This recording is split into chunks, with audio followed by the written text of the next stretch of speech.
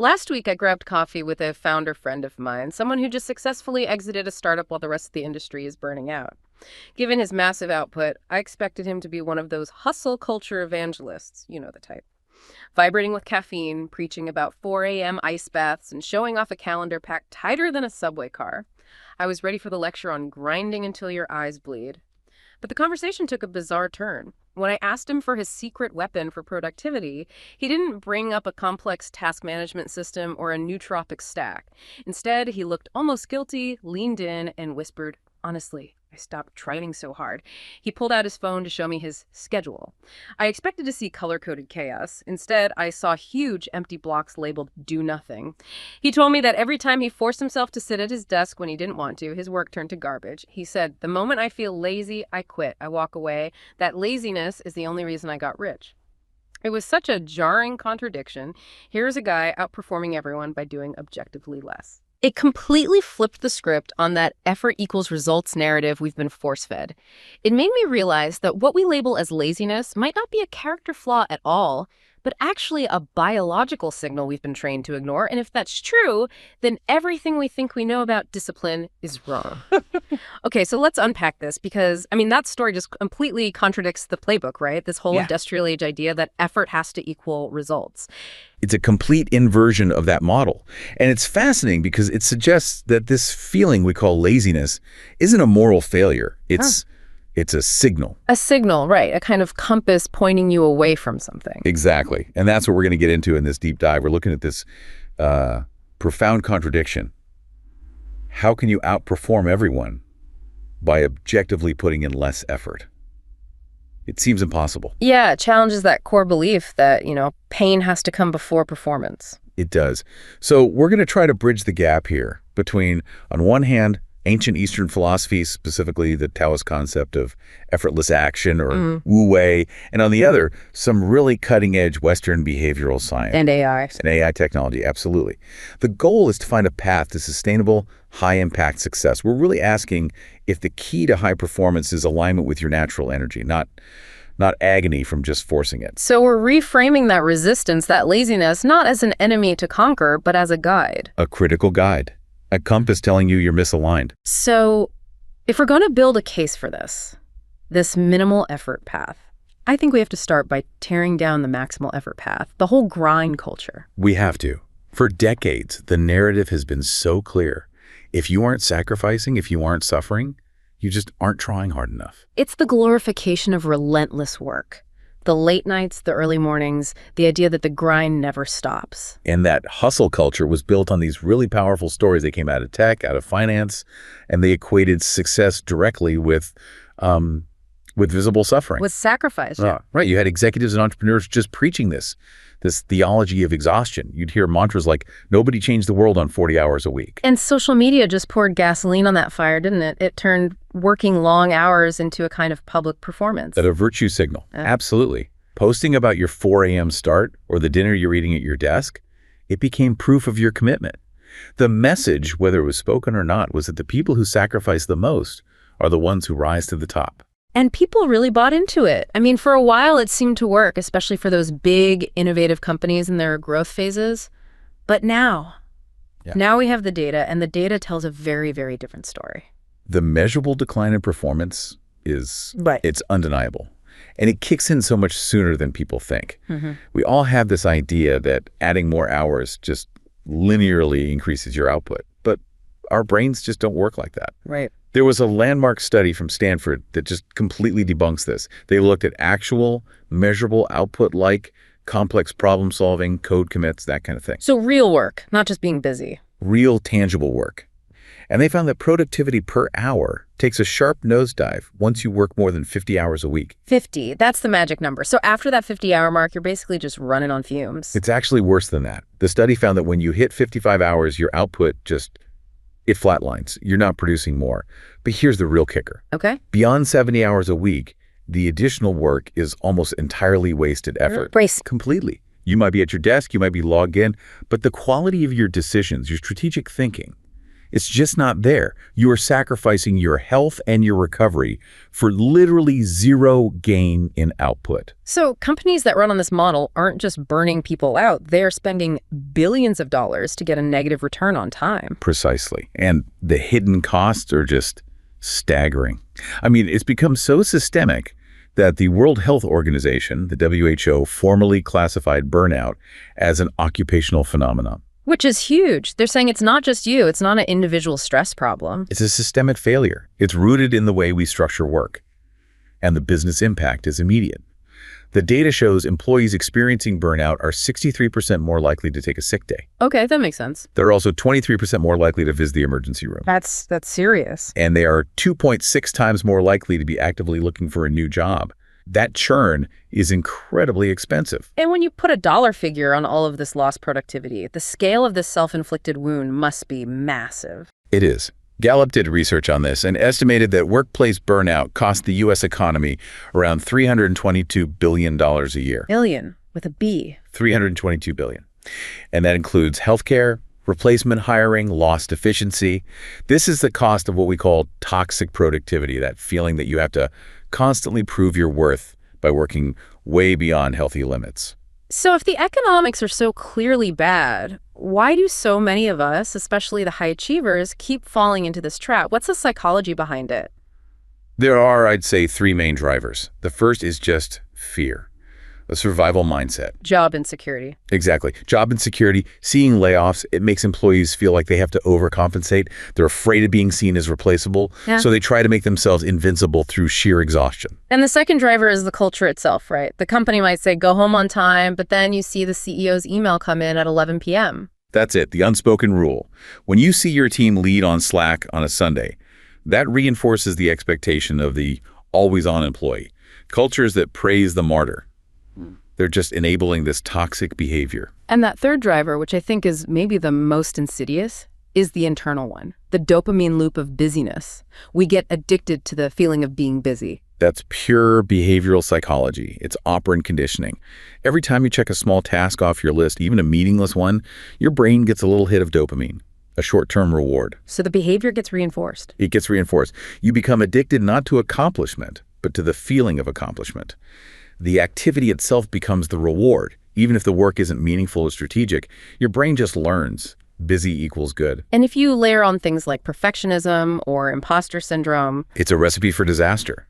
That feeling that you're secretly a fraud and have to overperform just to keep from being found out, it pushes people to impossible standards and leads directly to chronic stress. But you mentioned that some forward-thinking companies are starting to wake up to this. They're seeing the old model as a liability. What does that strategic shift actually look like? They're completely changing how they measure performance. They're realizing that the real bottleneck isn't time, it's energy. So they're prioritizing energy management over time management. Energy management over time management. I like that. And we're seeing this shift happen globally. For example, Microsoft Japan ran an experiment with a 4-day workweek. The result? A stunning 40% increase in productivity. 40%. Right. That's monumental. That's not a perk anymore. That's a massive competitive advantage. It is. And the trend is spreading. You see other big players like Nike and LinkedIn giving their entire global workforce a week off specifically for mental health recovery to fight burnout systemically. Even in some of the most traditionally brutal industries, right? Like investment banking. Exactly. Firms like Goldman Sachs had to literally mandate a 95-hour workweek limit for junior bankers because the schedules were becoming a genuine health hazard. Which is just a huge cultural statement, going from bragging about these insane schedules to actively putting a cap on them. It signals a fundamental shift, a recognition that your human capital depreciates, it wears out. And the younger generations are really accelerating this. The Gen Z and millennial workforce. They now make up a huge part of the workforce, and they are very vocal about rejecting this trade-off between their well-being and their career. Surveys show 81% of Gen Z workers prioritize mental health over a higher salary. 81%. They're defining success differently, not by exhaustion, but by impact and well-being. So sustainable success is becoming a core business strategy. Okay, so if the Western approach of grind harder is fundamentally broken, it makes sense to look for another way. And this brings us back to that ancient philosophy, the Taoist concept of Wu-Wei. Wu-Wei is so central here because it directly confronts the friction, the internal struggle that drives all this toxic productivity. So what is it exactly? It's often translated as actionless action or doing without doing. Right, and that can sound passive, but it's not an endorsement of being idle. It is absolutely not about slacking off. It's about aligning your actions with the natural flow of a situation. So like responding effortlessly without having to resort to struggle or force. Exactly.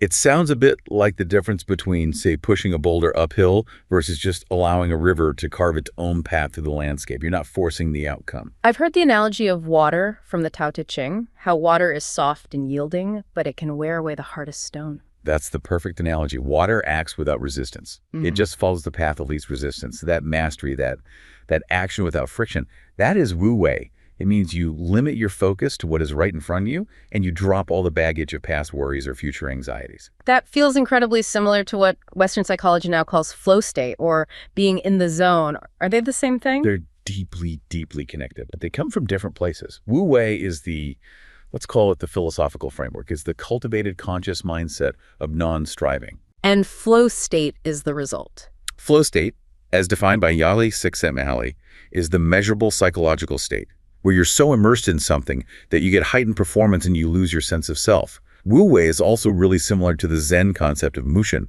or no mind. Okay, so you apply the philosophy of Wu-Wei to achieve the psychological state of flow. I think that's a great way to look at it. Yeah.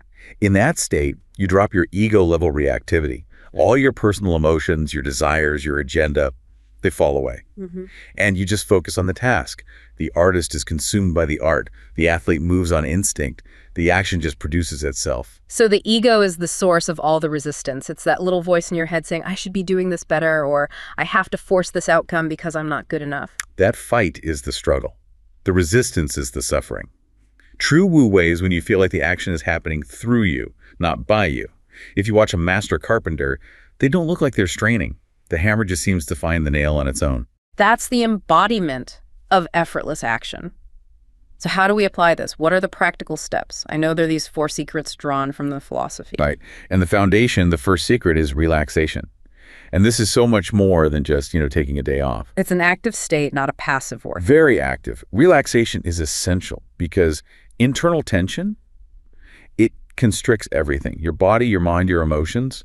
When you're stressed, your system is flooded with cortisol, which clouds your prefrontal cortex. It makes strategic thinking almost impossible. So how does a modern knowledge worker practice this? Through micro-interventions. Don't just think, I need to meditate for 30 minutes. Think about the 60-second mindfulness break. Like box breathing, 4 seconds in, hold for 4 out, hold for 4 right before you open a difficult email. It's just breaking the cycle of tension. Breaking the cycle. Or just shifting your focus completely for 5 minutes. Look away from the screen. Notice the texture of the wall. Listen to the sound of the AC. These tiny relaxations allow you to access that clear, non-reactive state that's essential for Wu-Wei. Okay, that makes sense. The second secret is about the moment of execution. Appropriate response. In an office culture that demands instant answers, how do you apply that without just freezing up? It's about understanding that knowing when not to act is often more powerful than knowing when to act. Appropriate response means you hold back from rushing in until you feel genuinely moved to take action. Like the traditional Chinese painter who just sits and looks at the paper before making the first mark. Precisely. They wait until the intention is so clear that the brush moves without conscious force. In a corporate setting, this means active listening, strategic restraint. When a problem is thrown at you, the inappropriate response is the immediate ego-driven one. I have to solve this right now to prove my value. And the appropriate response is? To hold back. To listen fully, ask clarifying questions, and let all your knowledge synthesize before you commit to a course of action. It's about using all your resources, not just brute force. This all feels like it's about managing energy, which brings us to the third secret: alternate work and rest. This sounds a lot like the Pomodoro technique. It is, but with a much deeper philosophical root. The root is the natural rhythm of life itself, the ebb and the flow. The idea is to work in short, intense, focused bursts, followed by mandated periods of real rest. Not just checking your phone. No, true, restorative rest. This honors the natural cycle of how our brains work: cognitive depletion and then replenishment. When you come back to the task after a real break, your mind has been processing things unconsciously. You often come back with better insights. And it keeps the work from feeling like drudgery, which is what creates that friction in the first place. Exactly. It keeps the flow alive. And that leads to the fourth secret, which is probably the hardest for any ambitious person. Let go of the results. Okay, yeah.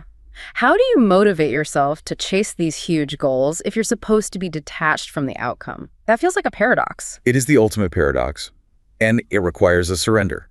Wu-Wei demands that you give your absolute best effort, your highest quality input.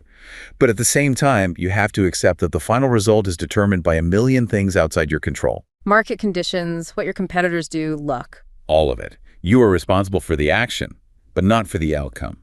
Worrying about what you can't control is the #1 source of anxiety.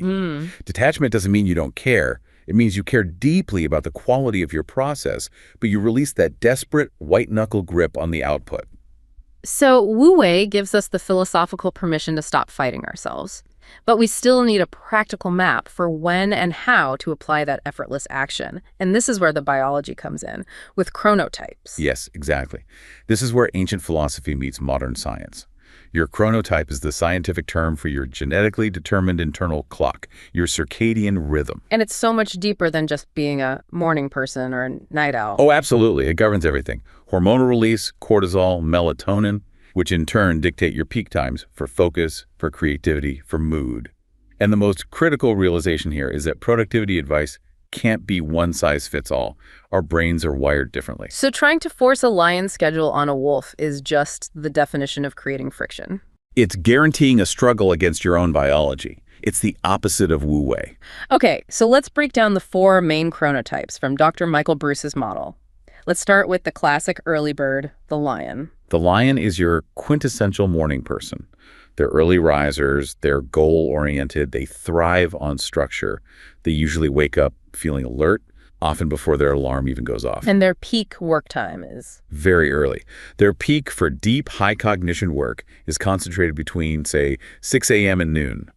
If you are a lion, you have to ruthlessly protect those morning hours for your most important strategic work. Because they fade pretty fast in the evening. They fade fast. Trying to do complex work after 4 p.m. is generally a waste of their energy. Their afternoon should be for admin, emails, easy stuff. Okay, next up is the bear. This is the most common one, right? The one that the traditional workday is sort of built for. Exactly. The bear chronotype makes up about half the population.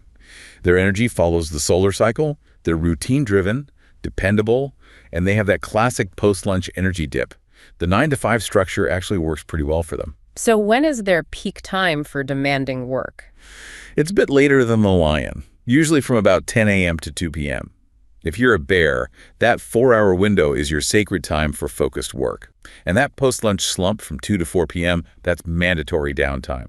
Good for exercise, light admin, or brainstorming. Then we have the night owls, the people who are always fighting the morning alarm clock. The wolf. The wolf operates on an evening-oriented rhythm. They're often incredibly creative, but they feel just profoundly sluggish and groggy in the morning. Asking a wolf to do serious analytical work at 9 a.m.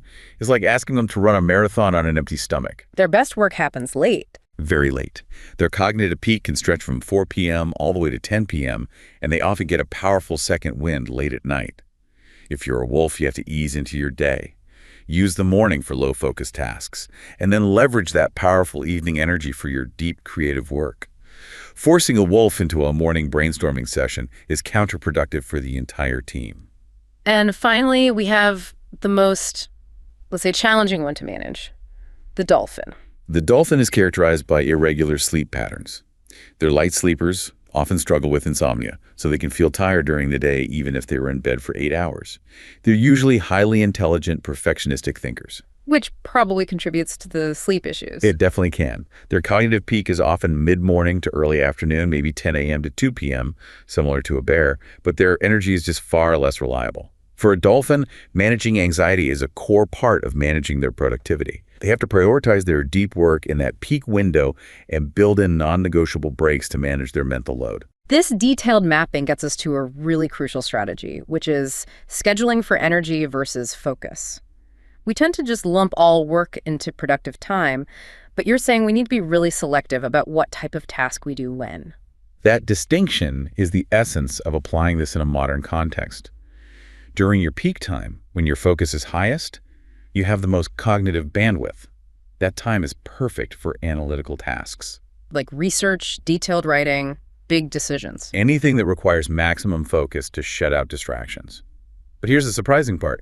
Your trough, that period when your energy dips, is actually better for creative work. Wait, so lower focus equals higher creativity. How does that work? It's neurological. When you're super focused, your brain is using what's called the central executive network, or CEN. When your energy dips and your focus wanders, your brain's default mode network, or DMN, lights up. And the DMN is what? The DMN is your brain's internal playground. It handles memory consolidation, self-reflection, future planning. And creativity is all about making remote connections between ideas. When your CEN is less active, your DMN is freer to wander, and distraction can actually help you make those novel connections. So you should schedule brainstorming or outlining for your low energy times. Exactly. By doing that, you stay productive all day. You're maximizing analytical clarity during your peak and creative depth during your trough. You're working with your brain's natural tendencies, not against them. That is incredibly insightful. But let me push back a little bit. This sounds great in theory, but in a real team environment, how do you actually do this? If I'm a wolf and my manager is a lion, the whole system just breaks down, right? That is the real-world friction. The first step is to control what you can control. Start by aligning your solo deep work. If you're a lion, block out 6 to 11 a.m. for your own projects and push all your meetings to the afternoon. If you're a wolf, you have to communicate clearly that your deep work starts at 4 p.m. And for teams? For teams, the answer is to establish core collaboration windows. Maybe from 10 a.m. to 2 p.m., meetings are allowed, but the rest of the time is protected. The biggest shift, though, has to come from leadership. They have to accept that the synchronous 9-to-5 model is an artifact of the industrial age. It's profoundly inefficient for knowledge work. So the highest performing teams are the ones that prioritize the quality of the output, not just synchronous FaceTime. 100%. Okay, so if the key is this personalized, chronotype-aligned scheduling, manually managing all of that seems impossibly complex, especially across whole team. Right. This is where the accelerator comes in. This is where we bring in AI. Right, because the administrative burden of manual scheduling is a huge productivity killer in itself. I mean, on average, employees spend 46 hours a week just on scheduling-related friction. An entire day, basically. Nearly an entire day lost every week, just to logistics. And you have to add to that the fact that human error rates in manual scheduling are somewhere between 10 and 30%. That means missed appointments, bottlenecks, wasted revenue. The mental load is so high that 60% of scheduling managers report high levels of stress and burnout. The moment you start quantifying that inefficiency, the investment in AI goes from being a futuristic nice-to-have to an immediate strategic need. It really does. And the rise of AI scheduling solutions is explosive. Adoption is projected to jump by 30% in 2025, and the market is expected to hit $1.5 billion. The results are just too big to ignore. Companies using these systems are reporting a massive 45% increase in overall productivity. 45%? And what about cost? A 25% reduction in operational costs, just by optimizing how they allocate resources and reducing all that scheduling conflict. So how does an AI actually achieve a level of efficiency that a human admin just can't? It's really a combination of three things: speed, accuracy, and adaptability. In terms of speed, an AI can cut the time it takes to schedule a complex meeting by up to 90%. What takes a human 15 to 30 minutes, the AI does in 2 to 5. And it learns, right? It gets smarter over time. It learns constantly. It uses machine learning algorithms to analyze your preferences, your past output data, your communication patterns. So it doesn't just find a hole in your calendar. It finds the optimal cognitive slot for that specific type of meeting. And the real power comes when it plugs into all the other tools we use. Absolutely. The integration is critical. These systems plug into your CRM like Salesforce, your project management tools like Asana, your communication tools like Slack. It creates this seamless ecosystem that automates everything. Okay, let's circle back to what I think is one of the most powerful ideas here. AI acting as a permission structure, that feels like the most compelling reason to use this for burnout. We saw this with Sarah, the UX designer. Sarah's story is a perfect illustration of that conflict between our biological wiring and cultural expectations. She was a senior UX designer in a really intense hustle culture company. She knew she was a wolf chronotype. She knew her best, most innovative work happened late in the day. But she felt guilty about it. A profound, nagging shame. In a company where the 5 a.m. club was treated like gospel, She felt like a failure because she couldn't function productively before 11 a.m., so she was constantly forcing herself to produce mediocre work during her biological trough. She had the self-knowledge, but not the authority to act on it. Exactly. The breakthrough happened when her company started piloting an AI workspace manager. The AI analyzed her output data, her code latency, the quality scores on her designs, her response times, and it objectively flagged her pattern. It said, Wolf chronotype detected. Cognitive peak, 4:0 EPM to 12 a.m. So the machine, with its objective authority, gave her permission to stop fighting herself. That is the essence of algorithmic permission. The AI validated her biology against the company culture. It wasn't Sarah asking for an exception, it was the system optimizing for performance. And her colleagues saw it differently. Completely. They saw that she wasn't slacking, she was operating under a data-driven mandate. And by leaning into her natural wolf energy, her output of high-quality designs literally doubled, and her error rate dropped to almost zero. She wasn't applying more willpower, she was finally on the path of least resistance. That is such a fascinating social observation. Why is it that a corporate culture will often reject a human's request for flexibility, but will immediately accept a data-driven mandate from an AI? It really goes back to our bias against human subjectivity. A person asking for flexibility. That could be seen as emotional or lazy or personal indulgence. But an AI mandate comes with the weight of objective data, scientific rigor. And in a business context, efficiency is the ultimate moral imperative. So when the AI says this person performs better between 4 p.m. and midnight, the culture has to listen because the data proves the business case. It frees the individual from the shame of being different.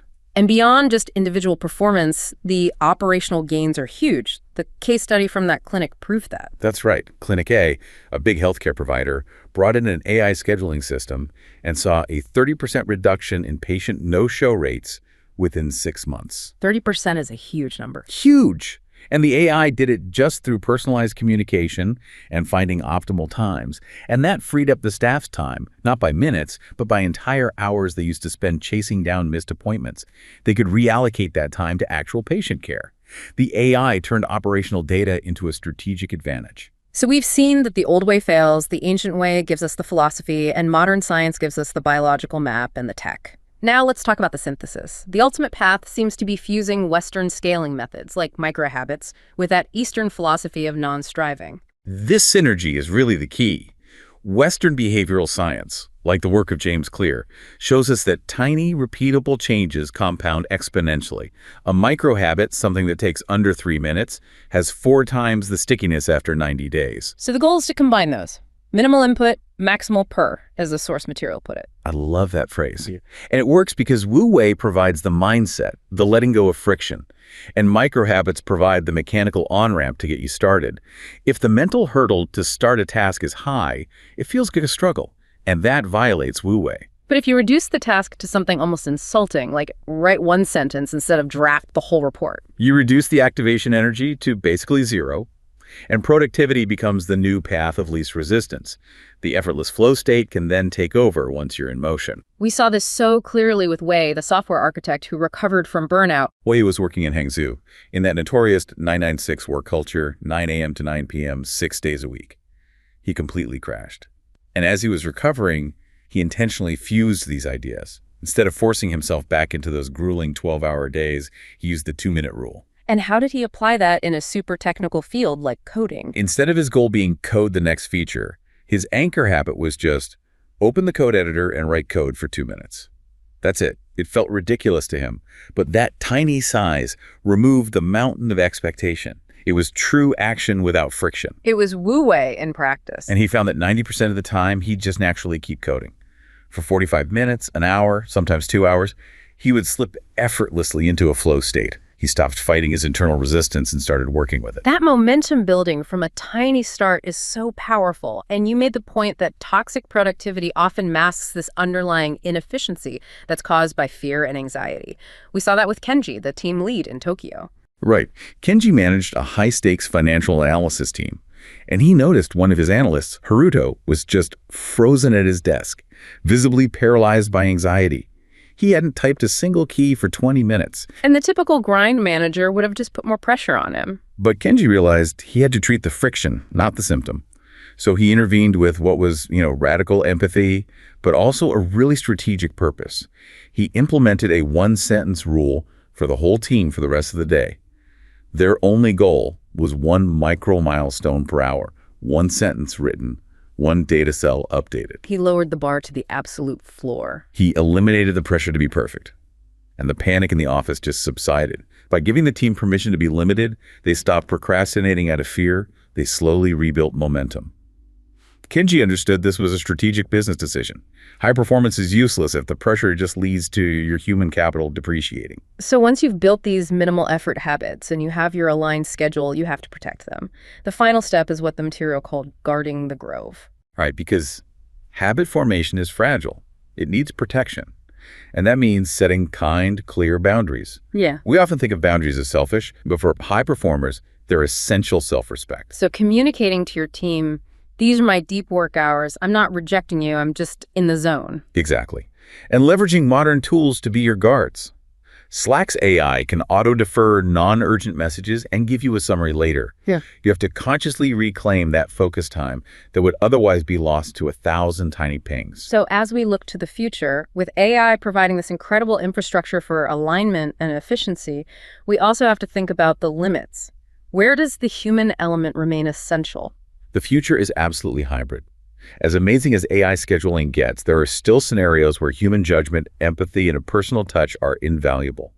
In complex or sensitive fields like healthcare or high-stakes client relationships, human intuition is non-negotiable. Studies show that while AI is great for speed, a lot of patients still prefer to schedule important appointments with a human because they need that emotional support and personalized care that an algorithm might miss. We need human oversight to make sure these systems are fair and transparent and not just perpetuating existing biases. So the highest effectiveness is a hybrid model. It has to be. Using AI for efficiency and scale, and that algorithmic permission we talked about, but keeping human oversight for nuance, for compassion, and for ethical judgment. We started this deep dive by questioning something we all thought was a character flaw, laziness, and we discovered that it's actually this complex, crucial signal that we're misaligned with our own biology, with our own internal currents. We're fighting gravity. And the high performers of tomorrow, they're not going to be defined by how exhausted they look. They'll be defined by their ability to achieve maximum output with minimal visible struggle. They'll do it by optimizing their energy, their focus, and their recovery. So the convergence of this ancient idea of Wu-Wei, our modern understanding of chronotypes and AI technology, that's what gives us the infrastructure and the permission to finally build sustainable success. The quiet revolution is already here, and it's proving that you're already wired for incredible productivity once you quiet all the noise and get rid of the friction.